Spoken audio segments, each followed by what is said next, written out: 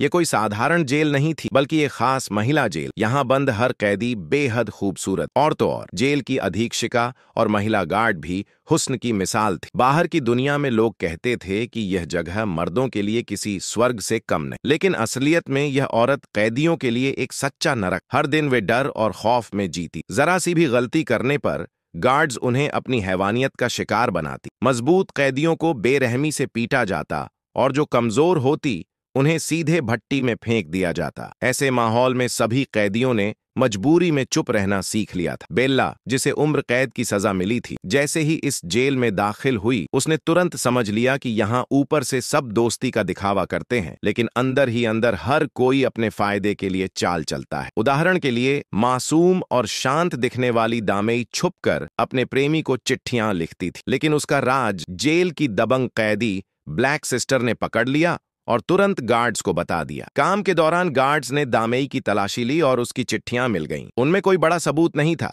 लेकिन जेलर गुस्से से आग बबूला हो गई। उसने दामेई को हवा में लटकाकर उसे टॉर्चर किया ताकि वह सच कबूल करे। दामेई ने चाहे जितनी तकलीफ सही, मगर एक शब्द भी नहीं बोली। अधमरी हालत में उसे वापस सेल में फेंक दिया गया।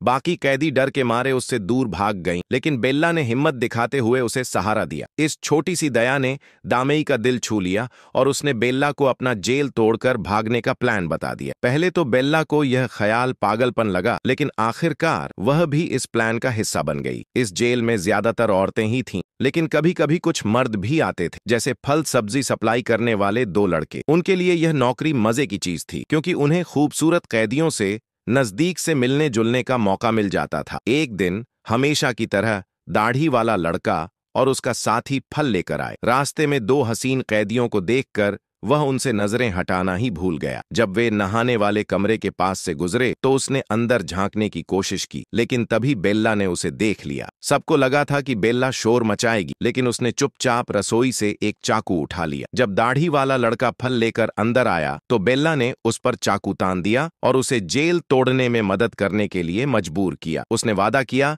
कि अगर वह उसकी मदद करेगा तो जेल से भागकर उसके साथ चली जाएगी, लेकिन यह सब एक गार्ड ने देख लिया। दाढ़ी वाला लड़का तो भाग निकला, पर बेल्ला पकड़ी गई। उसे अंधेरे कमरे में डालकर अमानवीय यातनाएं दी गईं, लेकिन इस बार का टॉर्चर भी बेल्ला का हौसला नहीं तोड़ सका, बल्कि अब उसकी जेल तोड़कर भागने की चाहत और भी मजबूत हो गई। हालांकि जेल की सुरक्षा बेहद कड़ी थी, भाग निकलना नामुमकिन जैसा था। उनकी एकमात्र उम्मीद थी वह साधारण दिखने वाला लकड़ी का दरवाजा, लेकिन सिर्फ 2 लोगों के दम पर यह मुमकिन नहीं था। उन्हें और साथी चाहिए थे। इसलिए बेल्ला ने जेल की दबंग ब्लैक सिस्टर को चुनौती दी। केवल अपनी ताकत और हिम्मत दिखाकर ही वह और औरतों का साथ पा सकती। काम के दौरान जब गार्ड्स का ध्यान दूसरी तरफ था तो कैदियों ने दलदल में एक खूनी लड़ाई शुरू कर दी। यह जंग अब सिर्फ ताकत की नहीं थी, बल्कि जिंदगी और मौत